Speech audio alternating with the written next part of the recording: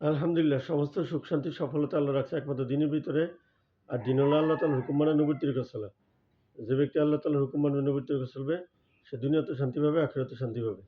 ওই ব্যক্তির কথার চেয়ে কার কথা উত্তম হইতে পারে যে মানুষকে আল্লাহর দিকে ডাকে আর নিজে নেক আমল করে আর বলে যে নিশ্চয়ই আমি মুসলমানদের মধ্য হইতে একজন। আল্লাহ তাআলা আমাদেরকে পাঠিয়েছেন কেন? আল্লাহ তাআলার ইবাদত করার জন্য। আর একজন মুসলমানের সকালে ঘুম থেকে শুরু করে রাত পর্যন্ত যত কাজকর্ম করবে যদি সেটা আল্লাহ তাআলার হুকুম মতো হয় তাহলে সবগুলোই ইবাদত। এইজন্য আমরা পরিপূর্ণ দ্বীনের পথে থাকবো। ৫ ওয়াক্ত নামাজ পড়ার চেষ্টা করব। কারণ কিয়ামতের দিন সর্বপ্রথম নামাজের হিসাব হবে। যার নামাজের হিসাবগুলো ঠিক হয়ে যাবে তাহলে তার বাকি হিসাবগুলো ঠিক হয়ে যাবে। এজন্য নামাজের ব্যাপারে আল্লাহকে ভয় করো, নামাজের ব্যাপারে আল্লাহকে ভয় করো, নামাজের ব্যাপারে আল্লাহকে ভয় করো। যে ব্যক্তি ৫ ওয়াক্ত নামাজ জামাতের সাথে সময়ের দিকে লক্ষ্য রাখিয়া আদায় করবে, আল্লাহ তাআলা তাকে ৫ টি পুরস্কার দিবেন। দুনিয়াতে একটা আখিরাতে ৪ টা। দুনিয়াতে আল্লাহ তাআলা তার রিজিকের অভাব দূর করে দিবেন। কবরে যাওয়ার আগে কবরের আযাব যাওয়ার পরে কবরের আযাব মাফ করে দিবেন। ফুলসিরাত বিদ্যুৎ গতিতে পার করে দিবেন। ডান হাতে আমলনামা দিবেন এবং বিনা হিসাবে জান্নাত দিবেন। সুবহানাল্লাহ! কত সুন্দর কথা। আজকে আমরা হেলায় ফেলায় আমাদের সময়গুলো নষ্ট করতেছি। আমরা পরিপূর্ণ দ্বীনের পথে চলতেছি না। আমরা আল্লাহকে বেমালুম ভুলে গেছি। কিন্তু আমরা কি একবারও চিন্তা করছি যে একদিন অবশ্যই আমাকে আল্লাহর কাছে ফিরে যেতে হবে। ওই রবের সামনে আমাকে দাঁড়াতে হবে। তাহলে আমি কি নিয়ে দাঁড়াবো? কোন মুখে দাঁড়াবো? কারণ আমি কোনো প্রশ্নের উত্তর দেওয়া ছাড়া কখনোই সামনের দিকে এক পাও এগোতে পারবো না। এইজন্য আসুন আজকে থেকে নিয়ত করি যতদিন পৃথিবীতে বাঁচবো আল্লাহ তাআলা আমাকে যতদিন হায়াত দেবে আমরা ৫ ওয়াক্ত নামাজ জামাতের সাথে পড়বো। কারণ হচ্ছে যে ঘরে নামাজ পড়লে ১ ওয়াক্ত নামাজে ১ গুণ সওয়াব।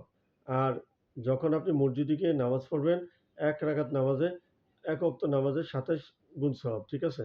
এইজন্য আপনাদেরকে একটা কথাই বলব, আপনারা আসুন পরিপূর্ণ দ্বীনের পথে চলুন। দ্বীন মানেন, দ্বীন এমন একটি জিনিস আ যেটা আসলে আ সহজে পাওয়া যায় না।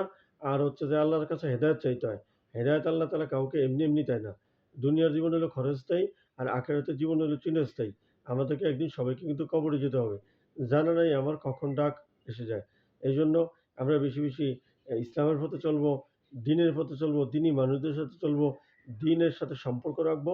দ্বীনের সাথে সম্পর্ক রাখলে আমার দুনিয়াতেও শান্তি, আখিরাতেও শান্তি। আ ব্যাপার হচ্ছে যে বলা হয়েছে যে ওই ব্যক্তিকে ঈমানদার বলে সাক্ষ্য দাও যারা বেশি, বেশি মসজিদে যায়। যাদের সাথে মসজিদের সাথে সম্পর্ক আছে। অর্থাৎ মসজিদের সাথে যাদের দিলটা লেগে আছে। এজন্য আমরা সবসময় মসজিদে গিয়ে নামাজ পড়ার চেষ্টা করব। বলে কেউ ফজরের নামাজ পড়তে মসজিদে গেল তো সে ঈমানের ঝান্ডা নিয়ে গেল। আর যদি কেউ ফজর নামাজ না পড়ে বাজারে গেল তো শয়তানের ঝান্ডা নিয়ে গেল। এখন আমার প্রশ্ন হচ্ছে আমরা কোনটা নিব? ঈমানের ঝান্ডা নিব না শয়তানের ঝান্ডা নিব? বলে কেউ ফজর নামাজ জামাতের সাথে পড়ল, আল্লাহ তাআলা তার সারাদিনের সমস্ত হিসাব নিয়ে নেবে। দায়িত্ব নিয়ে নেবে। আর যদি আমরা নামাজ না পড়ি তাহলে তার দায়িত্ব নেবে শয়তান। তাহলে আমাদের কি পরিস্থিতি হবে? শয়তান আমাদেরকে বিপথগামী করবে। এইজন্য একটা কথা বারবার ভাই-বোন যারা আছেন হাতে ধরি, পায়ে ধরি আপনাদের কাছে একটা রিকোয়েস্ট, ও ভাই দুনিয়ার জীবন ক্ষণস্থায়ী, আখিরাতের জীবন চিরস্থায়ী। আমাদেরকে একদিন ওই পৃথিবী ছেড়ে চলে যেতে হবে। এইজন্য নামাজ রাসূলুল্লাহ সাল্লাল্লাহু আলাইহি ওয়াসাল্লাম অসুস্থ হয়ে গেছেন। বিদায় হজের ভাষণে একটা কথা বলছেন। আমি সবসময় একটাই কথা, নামাজ, নামাজ, নামাজ। ঠিক আছে? তিনি শেষে অসুস্থ হয়েছেন তখনও তিনি নামাজ ছাড়েন নাই। হামাগুড়ি দিয়ে হাতে কাঁধে ভর দিয়ে মসজিদে চলে আসছেন। এইজন্য দ্বীনের পথে চলেন, ৫ ওয়াক্ত নামাজ পড়েন, পরিপূর্ণ ইসলামী জীবন গড়েন।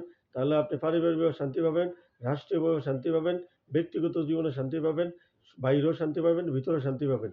শান্তি নামাজ ছাড়া দ্বিতীয় কোনো শান্তি নাই। আর কোথাও শান্তি হবেও না।